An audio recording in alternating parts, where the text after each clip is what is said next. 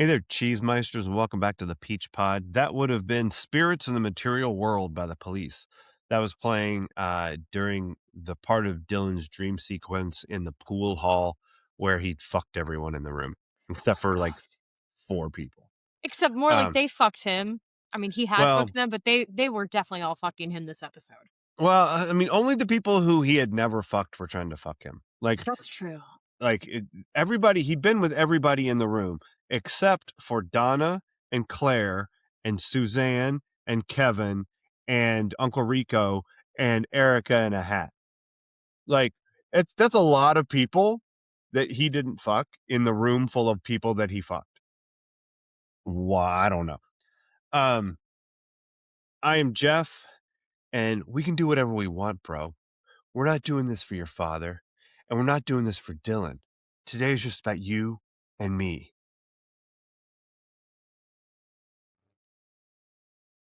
The qua, the burrito.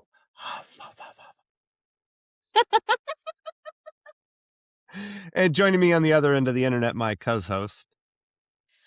I'm Leslie, and I've been there. It ain't that bad. That's right. Go to hell, mister. I've been waiting 5 seasons and 10 episodes to do the qua, the burrito.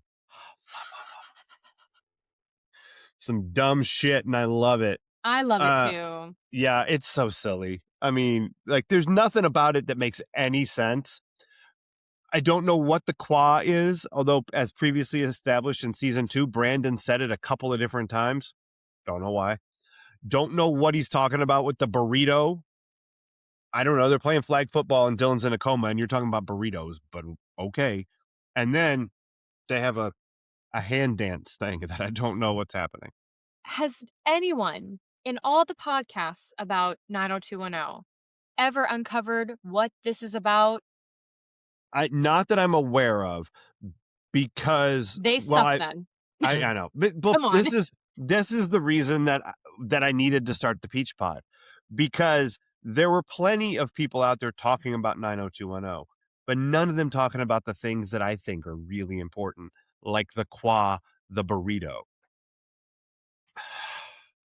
Nobody. I don't know. I haven't listened to all the other podcasts, although there was one, like the first one, that did like a recap that I knew of. They kind of stopped around season 5, like they just ran out of gas.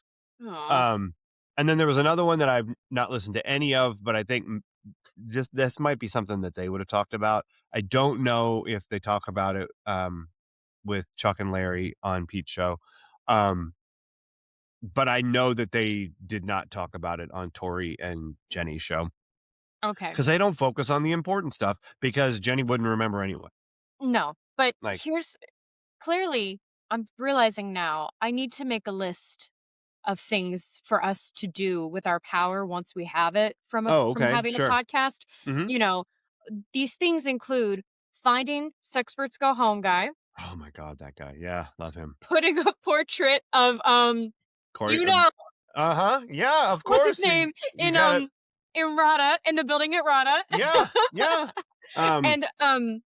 And then also finding out, like, asking all of them, I don't care who, I'll blow up all their inboxes with messages. What is this? What is this? One of you has to know. And here's the thing. I'm fairly certain this is just a silly something they made up. Mm-hmm. However, they put it on camera. Mm-hmm. In the middle of an episode where Dylan is fighting for his soul. Yes! They do this silly shit. This show is crazy. They don't want you to feel anything heavy. They're like, oh, it's getting too heavy. Bring in something crazy and light. Jason, what do you got? We can talk about burritos, I suppose. We can do this eyebrow thing I've been working on. I know. I'm like, how do you? There you go. You did it. Yeah. But I'm not getting But I'm not getting the whole eyebrow. I'm only getting midway, and that bothers me, because then what's the point? Yeah, Some of us have long eyebrows. If your eyebrows are not, well, maybe the problem is your fingers aren't far enough apart. Like they don't. Oh, okay. My right hand, because my dominant hand, it's better. Oh, there you go. Need to work on my left hand more. I always rock my qua with my right hand. This is the silliest thing I have. It's so great, isn't it? So dumb. And now Every I'm gonna part of have it. pimples all over my forehead from all the Because oil you I just put there. licked your forehead about 4 times. Yeah, I know. Yeah. Uh, this week, Cheese Meisters, we are, thank God, at last talking about season 5, episode 10, The Dreams of Dylan McKay. Original air date, November 9th, 1994.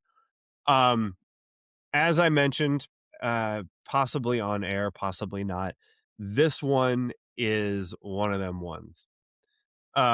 This is home and away level silliness.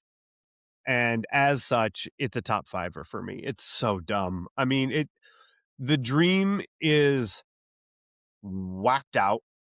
Like, it's Oh, whacked out, and I don't even know if it has a meaning. Like, it is. I mean, we'll talk about it. yeah. But then there's flag football. Okay.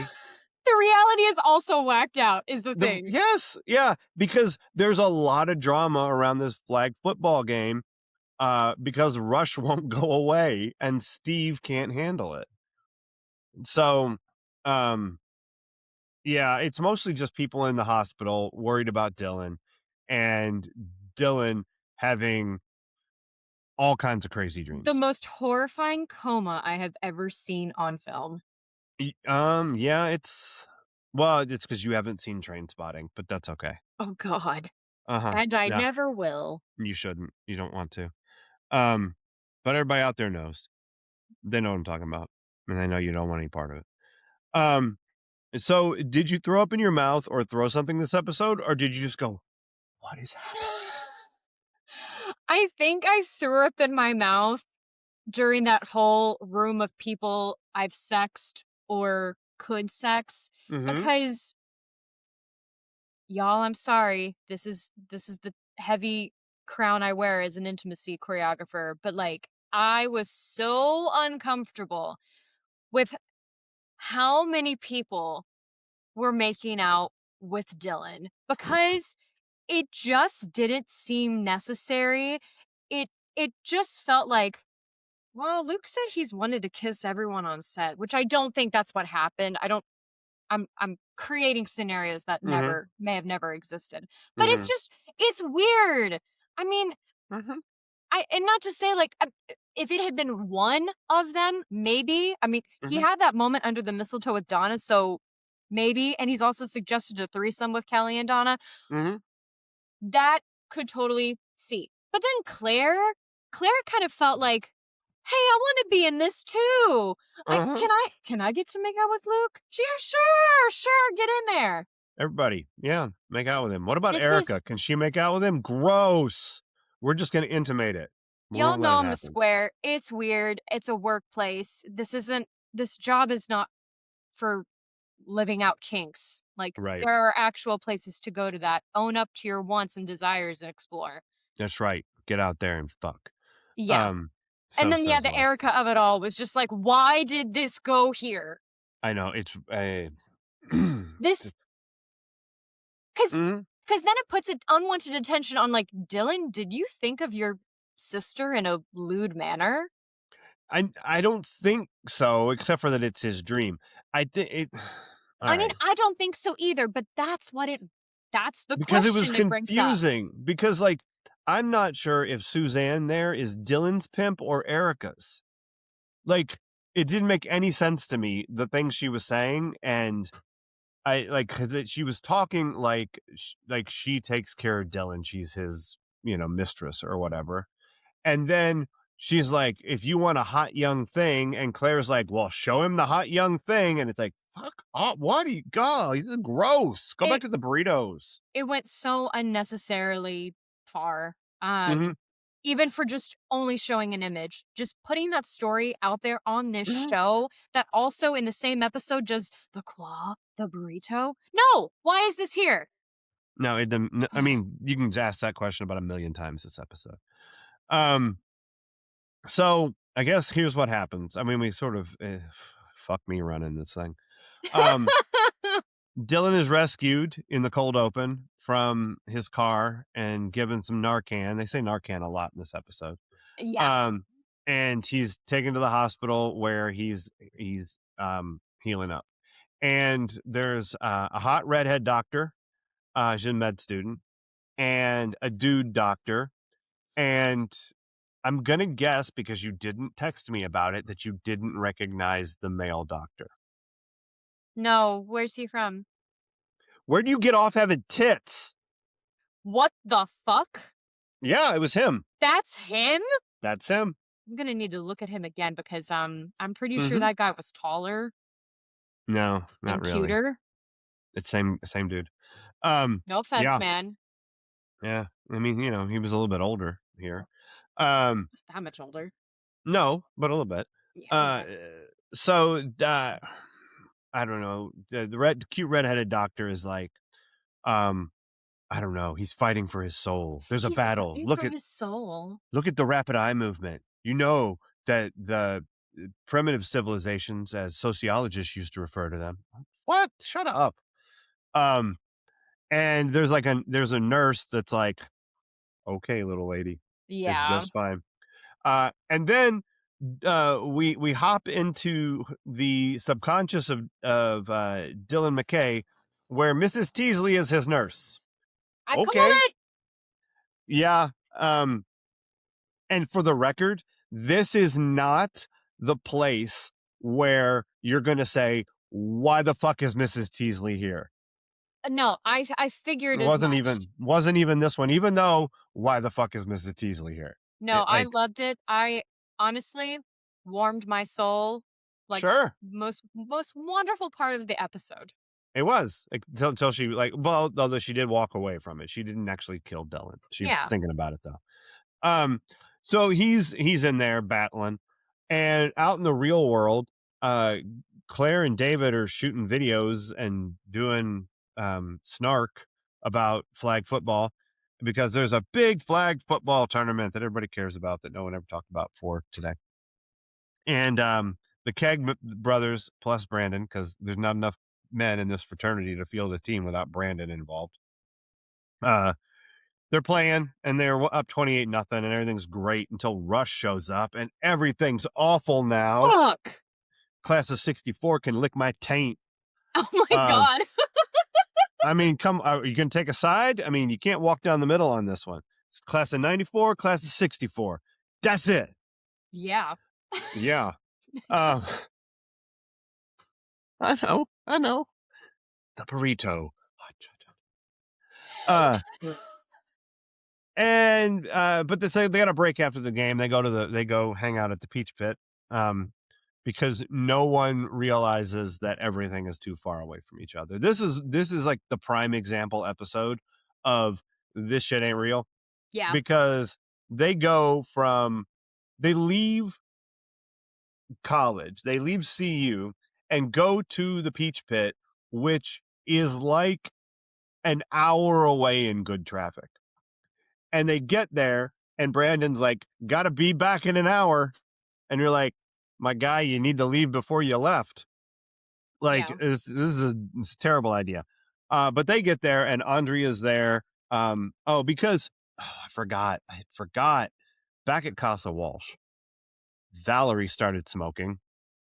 Okay, not the Shit. ganj, but the tobacco. And Valerie has moved from smoking weed out the window to just puffing cigs in the bathroom. She ran out of weed. But come on. You care enough to blow the weed smoke out the window, but you're like, I'm just going to sit on the can and light one She up. she's hurt. She's so hurt from Dylan. She's not thinking straight. She didn't care. Well, and you know who's buying that argument? Cindy. Because Cindy's like, you know how I feel about smoking, and gave my sister breast cancer. Remember we had Brenda? Um, and she's like, you know how I feel about smoking, but she has been through a lot, so maybe we should just let her get a nicotine habit. And Jim's like, well, that's a fair point, honey. And before they can adjudicate the matter any further, the phone rings and it's Iris, because I guess the hospital calls next to Ken, even if it's long distance. And Makes sense. yeah, and so They would have Jim's to. yeah, they got to. Yeah, you can't call Can't call Jim Walsh. She didn't even work for you anymore. Uh, so it's got to go a long way around. Woke Iris up in her coconut tree or wherever. And but then the Steve and Kelly and Brandon get to the Peach Pit and have a really weird conversation in the car where uh Steve is complaining about Rush and Kelly says she it's like Kelly is reading a textbook because she's like, you know that your dad is just trying to recapture the lost glory that he felt in his in his college years. And Steve weirdly but correctly says, duh. I know. I mean, it's like when the Simpsons went to see Dr. Brad Goodman Okay. and they pull up in the parking lot and Homer says, I just want to remind everyone that we all agreed to go to this self-help seminar. And Lisa goes, what an odd thing to say. And that's what this was in the car. And then Steve gets out of the car and Kelly said, that was a weird thing for me to say. And it was weird for Steve to say, duh.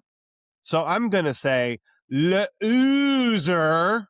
I know. It was What? weird. What? None of that makes any sense. Kelly, stop it. And so they go inside and they're going to They get some didn't mega. they didn't write scenes for anything not in the dream. They just said, guys, Oh, just go for it. These dreams are just, really taking it out of us. and you just have some conversation. Just say words. I don't fucking care. It's fine. Yeah. Oh my God. Just say peas and carrots. It's fine. Just mouth. Yeah, it's awful. Whatever this is happening in this episode. The whole thing is a fever dream. And so they go inside and Nat and Andrea, who showed up to work that day and they said, go stand in the Peach Pit because you don't get to leave. We're gonna make you look real made up. By the way, you're no longer tired, mom. You're college kid again. Yeah, you're hanging out at the Peach Pit again. And so they tell everybody, Stephen, Kelly, and Brandon about Dylan, and then they go to the hospital. But Steve hangs around the Peach Pit, and it happens a little bit later, but has a little conversation with Nat about who's going to take over Dylan's share of the Peach Pit or Peach Pit after dark, now that he's in a coma with a drug problem. And Andrea's like, you guys suck. I'm going to go visit my friend. But Steve's like, look, I'll get the money. And Nat's like, I don't trust you. So fuck off, I think is my answer. Yeah. And Steve's like, don't worry about it. If I have to, I'll ask Rush. And you're like, oh, this is there's a long way to go to sell a nightclub, Dylan. That's all I'm saying. So they go back to the hospital and Dylan has more crazy ass fucking dreams. And now in his hospital room with Mrs. Teasley is Kevin and Suzanne, and they're talking about Erica. And you hear Jack, and then there's like Dylan is like goes over to the Walshes for Thanksgiving with Valerie, and he's calling Jim and Cindy mom and dad. And Jim cuts a turkey with a snake in it. And Kevin and Suzanne are there, and they're all friends with Jacques Cousteau, because what the fuck? Yeah. And then we go back to play some more football. Like Brandon and they go back, but Steve is all distracted because Rush is there, and Rush is like showing him a flea flicker play, which it's like the crane kick. You do well, no can defense. I'm having Like my own flea flick thing at the moment. I know you're having to deal with a situation there. I'm I sorry. am. You know what you should do? I bet that works. I bet that's what they were doing. They're probably just getting rid of gnats and around them. And that's when they do the claw on the burrito. Because Steve's having a situation. And they win the football game because they run the flea flicker because Steve comes around. It's all fine. Everybody's happy again. Jim shows up to watch the football game, and he and Rush talk about Dylan being on drugs and in a coma and being lucky for what they got and all that stuff. And so, Rush and Steve are going to be buddies now, I suppose. But back into the dreams of Dylan McKay. Jack sings "Take Me Out to the Ball Game" and blows up in a car again, which I know made you happy. Wait, they didn't show him singing. They just showed him blow up. Oh, they cut it out for you. Oh, thank God. Oh, You're I had nuts, man. no. Don't make me relive it. You know what? I did like reliving what you just Yeah, said. the blowing up of Jack McKay. Yeah.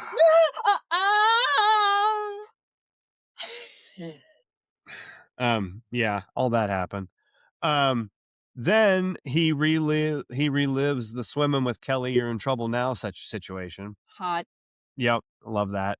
Um, then he has a double wedding at Casa Walsh, and for reasons unknown, Professor Randall, who I'm not sure Dylan ever met, He is didn't.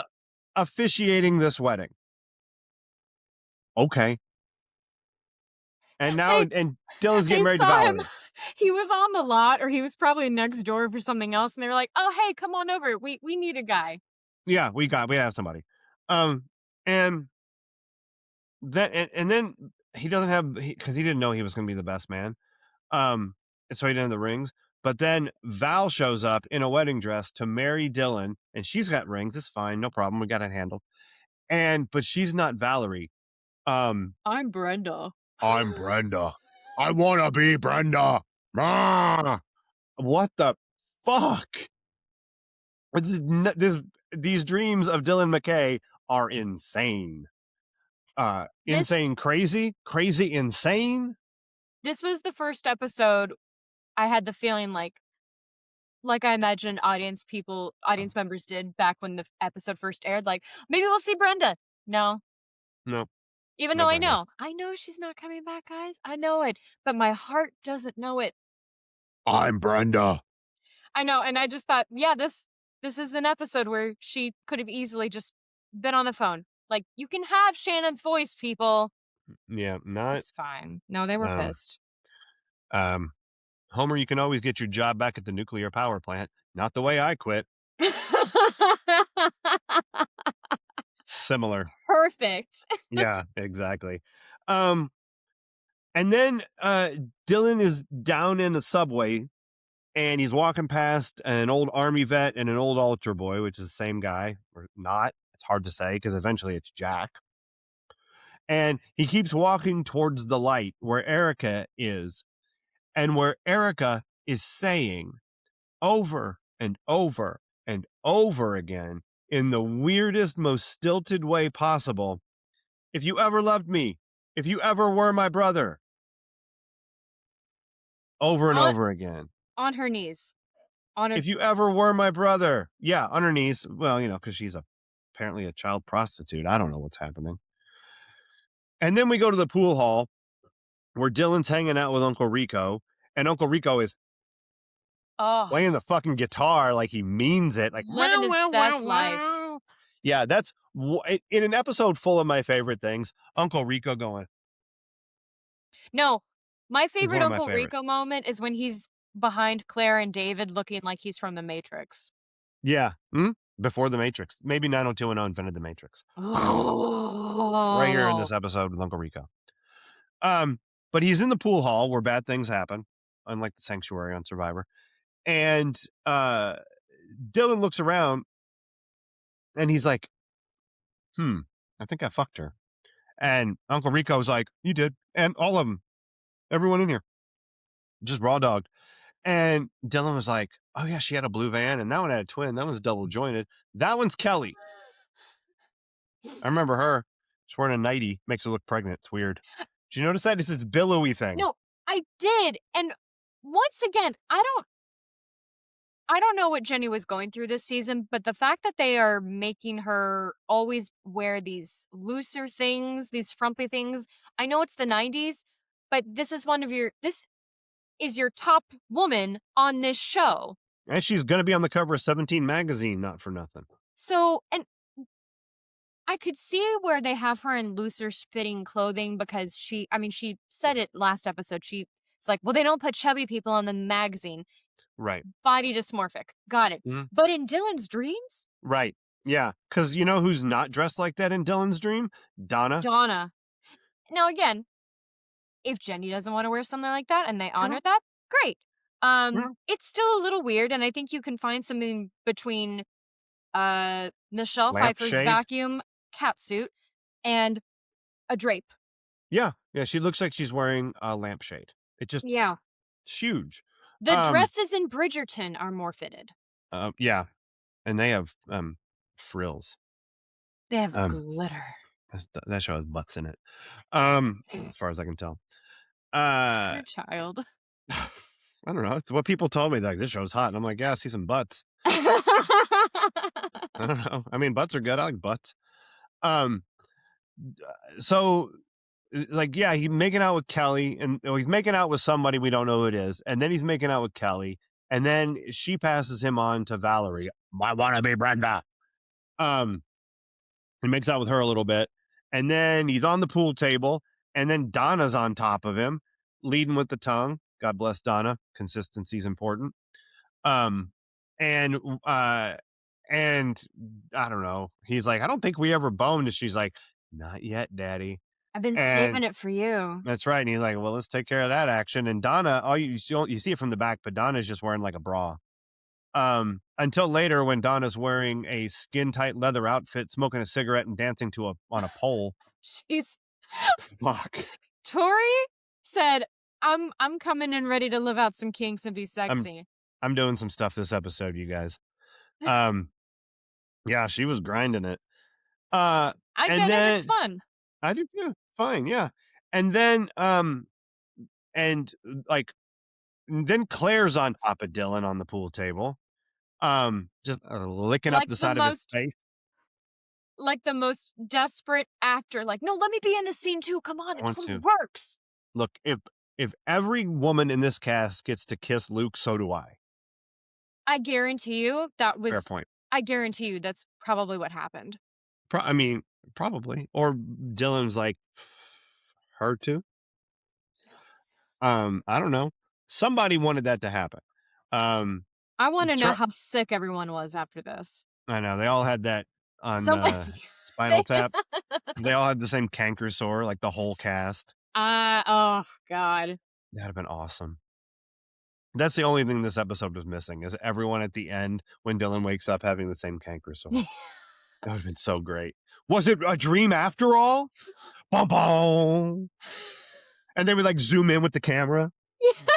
That would have been great. Oh my god, it would have been the perfect nonsense ending to a perfect nonsense episode. Yeah. Um and so while Claire is making out with him, Uncle Rico is like gonna give him a hot shot.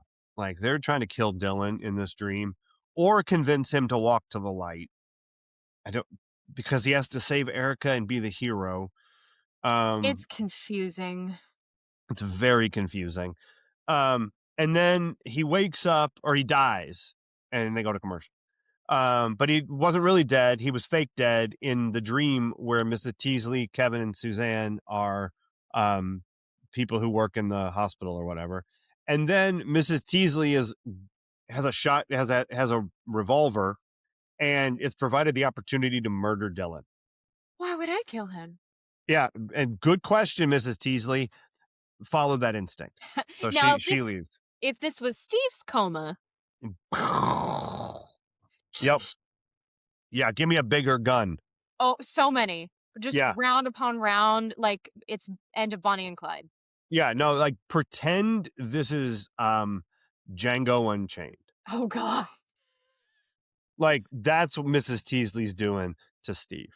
I like the way Um you die, boy. yeah. And so then Mrs. Teasley leaves and Uncle Rico's like, I'll shoot him. I don't give a fuck. I mean, it's like two more lines, right? Yeah, I'll do it. Um Oh, he licks him. He licks Dylan. well, cuz why wouldn't you? Everybody wants a taste. Rick, that actor said, no, no, no, no. I kid you not. I need to write a sketch about this, about everyone, it's written in, everyone gets to kiss. And then the other actors who don't get to kiss come up to the writers and go, I Put me really in. think I should also get to kiss him. I mean, it just fits. And then, oh, this is a great idea. And here's what like here's what Uncle Rico will do and what Uncle Rico will not do. he will lick Dylan's arm. He will not eat meat in Napoleon Dynamite. You know that scene I'm talking about where he's cutting the steak on the porch? Like he if you watch him, he cuts the steak, puts it in his mouth, and then takes it out and puts it like behind him because he's a vegetarian. Oh. Yeah, he didn't want to eat it, but the character's doing it, so he puts it in his mouth and then he. Oh, I feel bad he even had to put it in his mouth. They didn't have, I do like, too. tofu. Come on. So that is a really low budget movie. I Like don't. Come they on. they didn't even have quesadillas. They didn't even have, like, a tofu thing? Probably Come not. on. I guess Oh, I'm not. judging this hardcore. How dare And you put that actor through that? I'm sorry. they had to spend all of their money on those jars of milk at the I'm a 4-H. llama. Yeah. Tina, Animal. come get your dang quesadilla. Animal handler. That's right. So people are trying to shoot him. And then David and Claire show up in his dream. And they switch voices. Okay. And then they're in the room. I don't even know why they're visiting, to be honest. Like, I mean, I I guess know. Steve didn't visit because Steve's like, I just punched that fucker. So that Claire winds up in the dream because whoever is in the room, except for the medical staff, because he hasn't seen them, and if you know how dreams work, you only dream up people's faces that you've seen. Oh, is that how that works? Yeah, you can't It create. feels like you're making that up, but No, I've read like, that. well, it doesn't mean it's true. Well, fine. I'm just saying this episode is full of nonsense. That sounds just as plausible as everything else that happens. Fine. Wow. Well, I don't know. you. I mean, it might be true, but I've never heard that before. But you said it with such certainty that I'm sure it's wrong. Like you're like, this is how dreams work. Certainty? Yeah, because you're like, this is how dreams work. I'm like, you don't know that. Nobody knows that. Well, okay, fine. So if I just normally sound like my insecure self, then you believe me? Is that how this works? I'm probably not going to believe you if you're telling me how dreams work. You know, like because here's how I think dreams work. There's a Calvin and Hobbes comic where basically the gist of it is his subconscious is just cutting up pictures of things that he had seen all day long and stuck them together, and that's what he's dreaming about. Is the sub panel makes no sense at all until you get to the end and you see that that's what's happening. It's like, oh, you just watched one of his crazy dreams because he's cutting up little pictures and sticking them together. I'm just saying, anyone he knows who comes into the room also ends up in his dreams. Yeah. And all the people women he that doesn't he know. had sex with too. Yeah. So, and presumably, I'm guessing people in the background that he beat in pool. Yeah. You can't have a pool hall without pool players in it. It's just science. And then Suzanne is pimping out Dylan and Erica or something. And then Dylan is like going to go to the light, and Uncle Rico's like, go get it. You're a hero, McKay. Do it. Yeah, motherfucker. And Dylan is going to do it until he realizes that the homeless vet altar boy is Jack McKay himself. And they have the following exchange. Tell me, let's see if you can figure out why I don't think this makes a bit of sense. Okay. Dylan says, Dad, I tried. I did. I gave it everything I had. I just don't got it anymore. And Jack says, yes, you can, Dylan. You really can. There's a purpose to life. Trust yourself. What?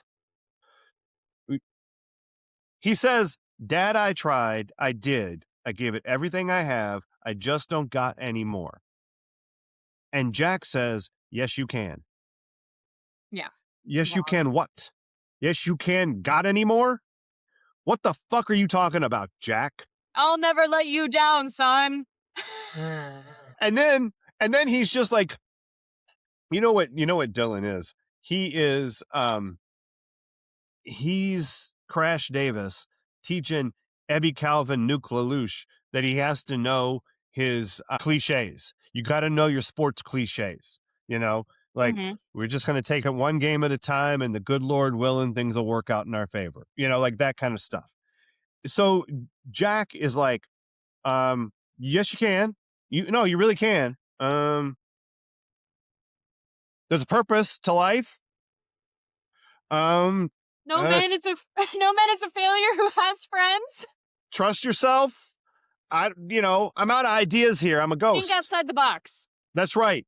I don't, but that gibberish works because Dylan wakes up from his coma to find what everybody wants in their hospital room, Iris McKay. But she was quiet. She was so quiet. She wasn't full on Iris, which Yeah. was nice. I I was told to tell the doctor when my son broke through. Well, he's broken through. I know, that was too much for me. I'm like, there is a nurse button right there. You hit that. Yeah, but if you press that, maybe Mrs. Teasley with her gun comes back in. I feel like any other parent would have been shouting. Yeah. He's alive! This woman has life in her. I am alive. Dylan the McKay is alive. Oh, It man. all ties in together. It does. Everything's connected to Aaron Spelling. All right. So that's what happens in this episode. What was this episode really about? Okay, so I have a few things, but I Good. developed some theories Oh, about this good. as we were discussing the sex dream part of Oh, this okay. comatose. So, okay, I'm wondering if there's ever going to, and I know you won't tell me this, but I wonder if there is going to be any, if this is hinting at maybe Dylan has had a past with sexual abuse, and maybe part Okay. of why he's having this is he is, I don't know, is some past trauma is coming up for him while he's in the coma and feeling like hypersexualized, too young. Um, I have no idea. That's just Mm-hmm. something that hit me because he's not enjoying himself. Like at first, he's kind of excited at seeing all of his past affairs in one Mm-hmm. room. Sure, Yep. maybe. Have you seen Four Weddings and a Funeral? No. There is a phenomenal scene at one of the weddings where Hugh Grant is put at a table with all of his exes. It's so funny. Oh, I Like bet. they're just torturing him. It's great. Anyway, this reminds me of that a little bit, only less funny. So I wondered that.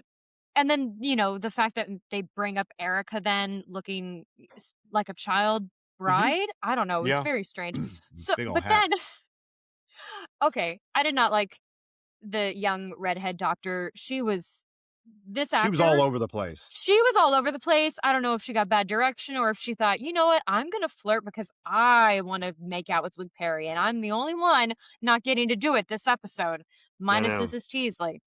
And clearly And this Cindy. doctor went to the Hollywood Upstairs Medical College with Dr. Nick Riviera because her medical training is suspect at best. But she's flirting with a man in a coma the whole Uh-huh. time. Yeah. Like, she But is one L of that wire away from being Izzy Stevens, y'all. I don't know what that Which is, you don't get but it. That's I okay. don't get it. Other people out there I just know Izzy Stevens is, but I don't know what an LVAT wire is. well, let's hope you never do. Okay, good. Certainly don't make any of the medical students fall in love with you if you have one, Jeff. It won't end well. All the medical students are already in love with me. That jet train has sailed. They're not in love with me. Anyway, Wow, that's I because you think torture them. don't go into medical school if you can't handle it. That's right. But so then I thought maybe maybe that's also why he is not having fun in the sex dream part of the coma because Dr. Young is harassing him the entire time and he's just feeling it from this woman like, why fighting for my soul, and then like making eyes at him when he wakes up like back off, honey, inappropriate. Yeah. I Here's the thing. I think that her flirting is part of her medical training because she is trying all of these unconventional methods to get him to come out of this coma in the battle for his soul. And the flirting, she can tell whether it's working or not because even unconscious, Dylan could sport some wood. And she would like see it moving around down there. Like I feel like it's one of the Naked Gun movies where there's like a huge erection and it keeps moving. The Wow. blanket keeps moving like this around back and forth as someone tries to like cover it. Um, so she knows what's going on. It's like taking his vitals. So, okay. So, thank you for sitting with me through all of that theory and I wandering. like But it. the first thing I think this episode is really about is um life keeps moving when you're in a coma. It's true. Flag football games still happen. People still you know, try to scheme and take things from you. Hmm. More on that later. And sometimes a zombie apocalypse occurs. Sometimes. You take up smoking and quit smoking, Yeah. all in the same. You can get bought out of a. You can sell your shares of a nightclub totally unconscious. Yeah. It's a pretty good deal. Yeah. Yeah, life moves pretty fast. If you don't stop and lay in a coma once in a while, you might miss it. Um, I think we've talked about a lot of things. I think this is really about. I think that the main thing this episode is about is saying strange things strangely. Duh, loser, the qua. If you ever loved me, if you ever were my brother, I want to be Brenda. Then when the one doctor tells the redhead doctor she's on report and she's like, "You're on You're on report." report. What? Weirdo? You're The a whole medical student. What can you do? yeah, put me on report for giving the guy drugs that he's supposed to have. And then the dad I tried, yes you can conversation. You know what that reminds me of? That back and forth. Have you seen the clip of that bowler who gets a strike and like yells at the crowd? No. I don't know what this guy's name is. It was a bowling TV, he's bowling on TV. And he gets a strike. Maybe it's like a perfect game. Maybe he just wins the match. I'm not sure what, but he's like celebrating and he's pumping his fist at the crowd and he goes, "Who do you think you are? I am." Like, what? Dad, I tried. Yes, you can. I did not hit her. I did not. I did Oh, hi, not. Mark. Oh, hi, Mark. Yeah, I love that. And then Muntz throwing in the rye or sourdough toast joke. Love that. Yeah. And then Brilliant. and then Steve following it up with, if that's the type of humor we've got here in the keg house, we're in deep poop. What is happening in this episode? It is insane. They're just saying stuff. Just saying Maybe, stuff. maybe there, maybe there was a writer's strike.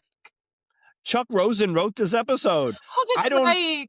I don't know what was happening, but the whole thing is bonkers. And that's why I love it. Um, I hinted at this earlier, but obviously a coma won't stop people from scheming. Val is still scheming because when she asks Kelly, "Are you still in love with him?"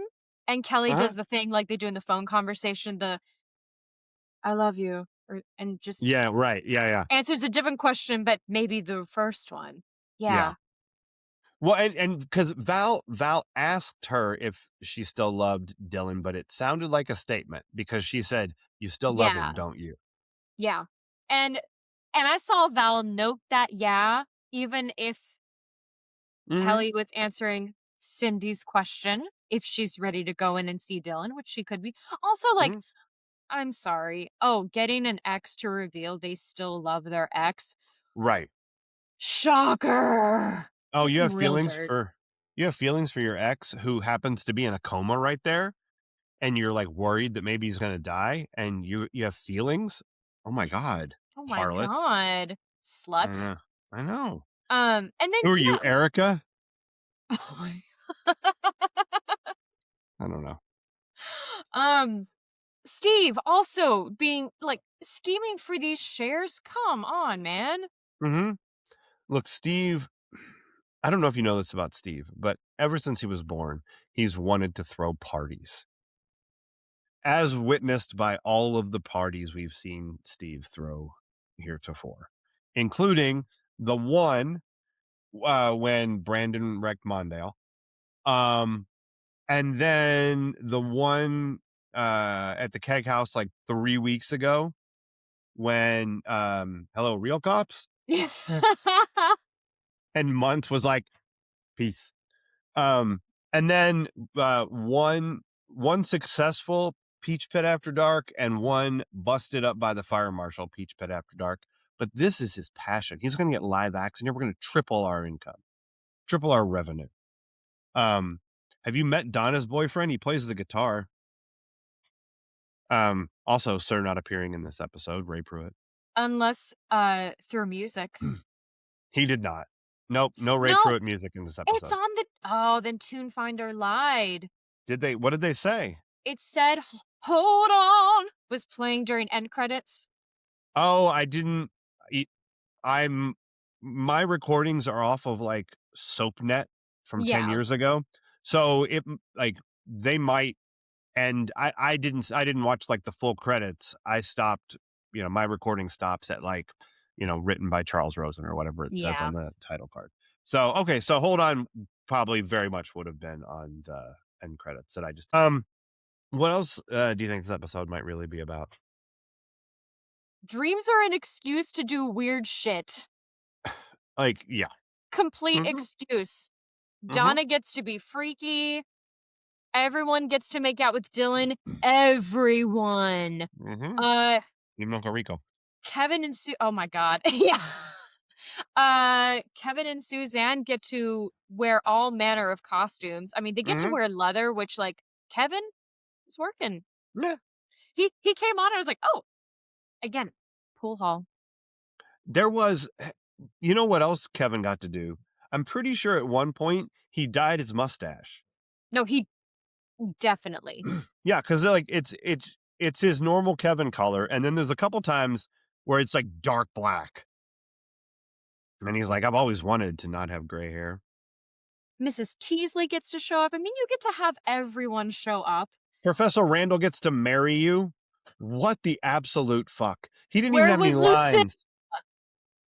Why wasn't Lucinda one of the people trying to lick all over Dylan? Okay, but really? Mm-hmm. Yeah. Didn't we almost have it all? We were so close. We could have had Claire and Lucinda do the threesome sex dream on Dylan this time. Yes. How come we're better at this than everybody else? God I damn it. don't know. It's a shame. God. A couple episodes ago, one of the things that it was about was David and Claire being places they don't belong, like in the rug store trying to convince Dylan to like pay for the peach pit after dark. And David and Claire right back places they don't belong this episode. In the field filming while the game is going on. Like, did you catch that when Brandon runs by and he's like, get off the field? Oh, I missed that. But I thought Yeah. their whole back and forth was strange because one, David, calm down. It's flag football. Mm-hmm. Two, Claire, honey, I don't know sports, but you also don't, and you're not that dumb as to think the flag belt Uh-huh. is a jockstrap. Come the fuck on. I know. And I don't know why you do that to Claire. I Because don't either. up to this point, Claire is like kind of cooler than everybody. She's a little bit snarky off to the side. She's like more than willing to call men stupid whores. Like she got an edge to her. But I guess they're like, not everyone can be like, not everyone's jokes work all the time, you know? Yeah. And so like sometimes you just say something stupid. And Claire said something stupid. Here's what I wonder, and this just came to me. Because obviously we met Claire first, Mm-hmm. but then Val came on, and I feel like they went, oh shit, these two brunettes are kind of written similarly, but we want Tiffany, we want Val to be this way. Yeah. What do we do with the other brunette? And so they're like having her lean more into quirkiness, but Yeah. like again, this episode made her look stupid, and I didn't like It did. I don't like it either. Um, it's not really the place for this conversation, but it occurred to me while we were watching it. Are you aware of the Brian and Tiffany of it all at this Oh, point. I think you told me, maybe you told me or I saw it on Instagram. They were together, Yeah. but then didn't they break up when she got on the show? Yeah, they were dating when she got hired, Okay. and then they wrote her to make out with everybody but him. And Brian has admitted, like, I wish I'd been able to handle that better, but I could not. I did not. It made me really crazy. Yeah, he was like, I was super insecure, you know, Oh. and then they broke up. And then maybe later they date, on the show after they break up in real life. It's super fucking messy. It's like Macho Man and Miss Elizabeth I for mean, wrestling. I know I don't have to say it, but I will. Why you haven't I see? Yeah. Yep. It was not great. Anyway, he's in real life dating Tiffany now while she is making out with Luke and he is with Claire on the show. So it's a mess. It's fine Everything's if a he mess. makes out with other people, but not his girlfriend. No. No. Um yeah, well it was his show. Okay. I mean, I think that was part of it though. Like in his No, head, cuz it's like this is my place and she's coming here and you guys are like having my girlfriend make out with everybody. What the fuck is this? Like this is rude, you this know? is yeah. I'm trying to be balanced in like, and also I don't want to judge people too hard because again they were kids and like Mhm. coming coming of age on a TV show Mhm. is going to make everything so messy. Yeah. So like I'm going to judge a little, but I also don't want to judge too much because again, they were kids and I I've never I been in that situation. So I like hold a lot of space for them handling things messily, you know? right, like And especially cuz you hear Brian talk about it now and he's like, "God, I really wish that I had done that different." You know? and I have to say, it sounds like for the most part this cast has really gotten closure, which It feels is like it for most of pretty it, yeah. amazing for the Mhm. most part. You know, Yeah. there's going to be some loose ends. But so yeah, Yeah. Um, wild. but yeah, David and Claire uh be in places they don't belong, like Dylan's subway and in his dream, and on the field, shitting on people's jock straps. I don't know. They're weird. Um, this med student, she's a mess. Absolute mess. Like I don't understand. Like she's like, oh, look at that rapid eye movement. That's a battle for your soul. Like she makes me want to watch an episode or 2 of the first season of Grey's Anatomy just for comparison because of course the whole point is like, ah, they're all so messy and it's great. But they're also really talented. Right. This student is not. No, she's not good. She's eh, like, not only is she like, oh, I know what's happening here, battle for soul, but also, um, oh, yeah, your friend in there, who I'm probably not supposed to be giving any updates on. This is what's happening. It includes a battle for the soul. I think he's doing okay though. You know. Also, both of them arguing in front of the patient and like patient's family and friends. Uh huh. Oh my god, Yeah. you Well, can't do that. she's like, well, I mean, you can come in and visit. Usually, there's a limit. Well, we can. I mean, you know, we can let that one go. Um, like putting like the head nurse in like a real bad position. Yeah. Rude. And then she's like, hey, the doctor said to give him Narcan. And she's like, no, he didn't. And she's like, yeah, he did. Here's my source. Trust me, bro. Um, and and the nurse is like, nope, ain't gonna do that. And she's like, but he needs the drugs to fight the battle for the soul. And then later, the doctor gave Dylan Narcan, and she's mad at the doctor for doing it. Are you gonna give him another shot? Shot merchant? Like, what? What is your deal? She's and then she's flirting with him, trying to get the boner gauge going. Yeah. And then she puts the other doctor on report, like Yeah. double secret probation report. This lady is crazy. Like here's what I want, and it's not going to happen. But here's what I want.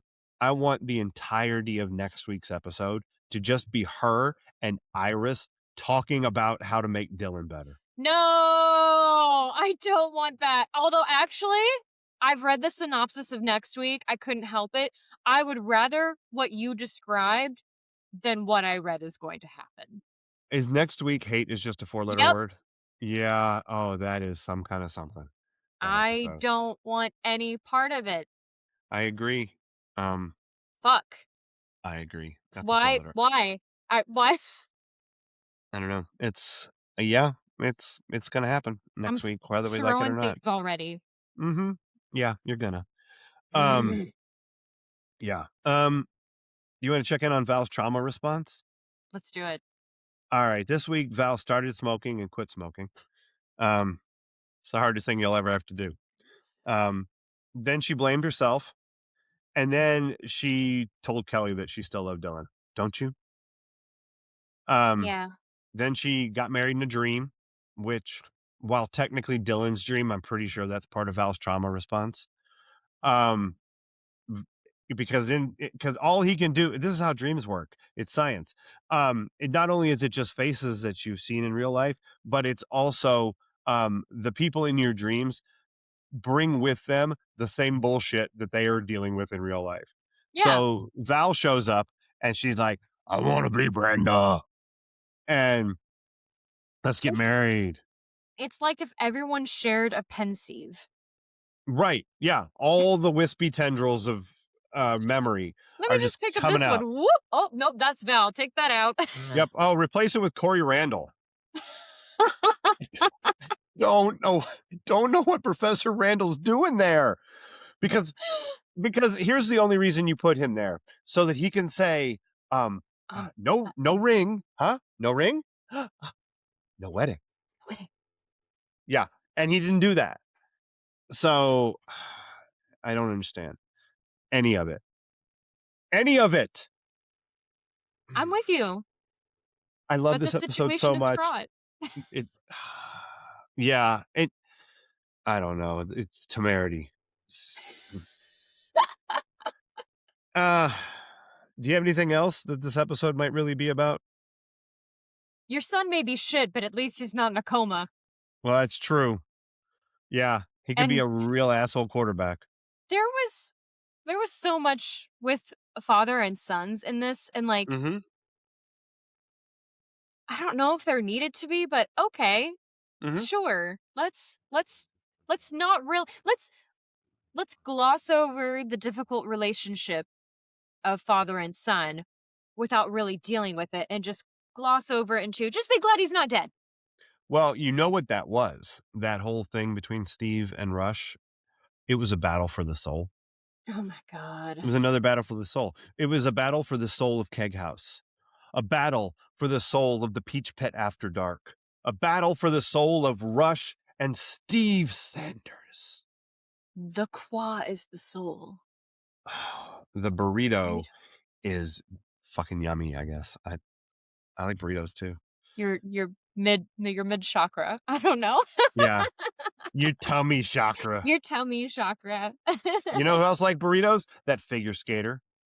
I miss her. She had the time of her life. Um, and then she had a burrito. It's great. Um, anything else? No. Right. I would like to say one more time, Dylan, this is a long way to go to get out of owning a nightclub, but it might work. Um, Sometimes no is really hard to say. yeah, I'm gonna go pretend to be in a coma. Um, I'll keep a note of that. yeah, yeah, this is a good way to get out of things. Oh, coma. I'm gonna try that at work. This is a meeting I don't want to go to. We Sorry, guys, coma. Brief side story. So whenever we're teaching physical exams, they have to, practice checking our carotid, and they Hmm. have to do it bilaterally, which means both sides, but Hmm. not simultaneously, because if they do, you could pass out. And someone talked recently about a student coming at them with both hands, and I was like, "Oh, you should have passed out." And so now this is messed up of me because it'll hurt Every me time. more than them. Now I'm low key hoping I get a student who does that so I can be like, Yeah, "Ah, that's right. You know what that reminds me of? It reminds me of the episode of Different Strokes where Arnold met Muhammad Ali. Okay. Yep. Ma Arnold was pretending to be dying so that he could meet Muhammad Ali. Stop. And so he was like laying in his bed like this. And Muhammad Ali comes in and he's talking to him.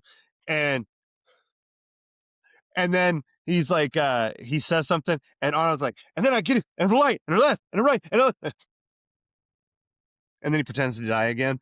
And it works. But then Muhammad Ali calls and threatens the gooch. Oh So, shit. yep. Don't, Yeah, no, it wouldn't end well for me. Cause that kid's gonna let me fall on the floor. oh yeah. Don't put yourself in that position. You I should I know. have them take that while you're laying on the pool table. I mean, I'm laying on a regular, like, a doctor table, when No, you're right, that's the problem. You got to be on a pool table. well, they can't afford pool tables. Yeah, what kind of med school is this? It's a small one. Yeah. You don't even have pool tables to do exams on. Jesus Christ. I know. What did this crazy ass episode make you nostalgic for? My god, although, okay, no, I really did think of something. Wait, I don't remember. This is a crazy statement. I don't remember which colonoscopy. this Sure. Number 8 or number 12. I don't know. I hate my life. Uh, I don't remember which colonoscopy this was. But they're leading me in, and they were like, "Oh, do you have your dream picked out?" mm, And I was like, now you I do. I always try to go to Oz, but it's never happened. Um, yeah, I'm very sorry to report I have never had cool dreams while under. And Mm-hmm. I mean, to be fair, you're only out for like 10 to 15 minutes for a colonoscopy. Um, Appendectomy, I don't know how Right. long you're out for, but no, this girl's never had cool dreams while on Well, the good now you know what your cool dream is going to consist of. making out with All everyone. everything in this episode is going to happen in your drug dream. I mean, if I have to be there for something scary and nerve-wracking, and yes, colonoscopies are that for some of us, Mm-hmm. um, then yeah, I want some dope sex dreams. You want this? Yeah. You want John Grease playing the electric guitar in a pool hall. Sure. Um, this makes me nostalgic for every single time I did this. The qua, the burrito. Because I did it a lot. You did not. Of course I did. This has amused me since November 9th, 1994. And Please tell me this isn't the only time they do it. yeah. What? What name another plot point where you can do that and it's gonna not sound crazy. I mean, They it sounds couldn't crazy do here. it in this one. I know. It was a flag football game. What else are you supposed to do? I don't know. There were things going You on. should be writing for TV. You make Yeah, nonsense. it's so much nonsense. But no, like I showed this to people. I'm like, well, look at how dumb this is, and then we would do it. So Wow. like Sam and I spent college just doing the eyebrows and the qua. Mm-hmm. This show is amazing. Who is your Steve Sanders Memorial worst person of the episode? It's the dispatcher who said, waste of a life. Fuck you. Yeah. Save that shit when it's not being recorded, dumbass. I know. Do you want to get fired? Yeah, he does. Also, like, he's in a coma. He can hear you. No, he can't. God, yes, he can. David, no, he can't. I know he can hear me. Look at his boner. But also it's the whole medical team, because I never thought I would say this. I have utmost respect for medical staff. But like, oh my God, these people were terrible, and they did not represent the medical community at all. Yeah. I mean, I could go with Uncle Rico, but in his defense, everything he did this episode was really just Dylan's brain. Yeah! No, he didn't really do anything. We don't know why Uncle Rico is slinging hooch. Or licking Dylan. Yeah, we do. He's tasty. Slinging dragons? Yeah, slinging them. Dylan fucking. So you get the answer to the question. Dylan was doing speedballs. He was cocaine and heroin. That's a speedball. That's what Belushi died of. Oh, So, shit. yeah, it ain't good. You shouldn't do it. I mean, Bad track record. you lost me at heroin. I've known for a while. I've known since I listened and watched Rent for the first time. Oh, that may not be a good idea. Yeah, that's how I felt about getting AIDS. I learned from Rent. Probably not a good idea. Don't have AIDS. Also, don't pay rent. I can't make you. It's fine. Just, you can, they're not gonna cut your phone off either because that answering machine's gonna keep picking up. And only thing to do is jump over the moon. Well, I did that twice. It's not as impressive as one might think. Oh man, now I want to listen to Rent. There you go. I tell you who my worst person is. It's the hot redheaded doctor who's clearly bad at being a doctor. Absolutely, she sucks. She's so bad. Battle for the soul. Look at his He's eyeballs battling move. for his soul. That's right. Give him drugs. Don't give him drugs. Why don't you just give him some more drugs? Here's what they didn't show us. She was really the one licking his arm. Over and over again. Yep. It's how we put needles in. That's right. Right? It's gotta be a little moist. It's like when you're trying to blow up a basketball. You get a little spit on the needle hole and you Oh yeah. yeah. Because it goes Forgot about that. yeah, it lubes it up, gets in there easier. Oh god. And that is the only example I can think of where one might do that.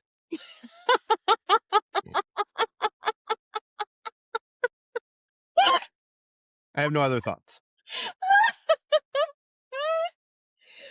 Oh my god. Is this the dirtiest episode of 90210? Probably not. I mean, a room full of people you've had sex with is a little bit something. So maybe. But I think we did it. We I did.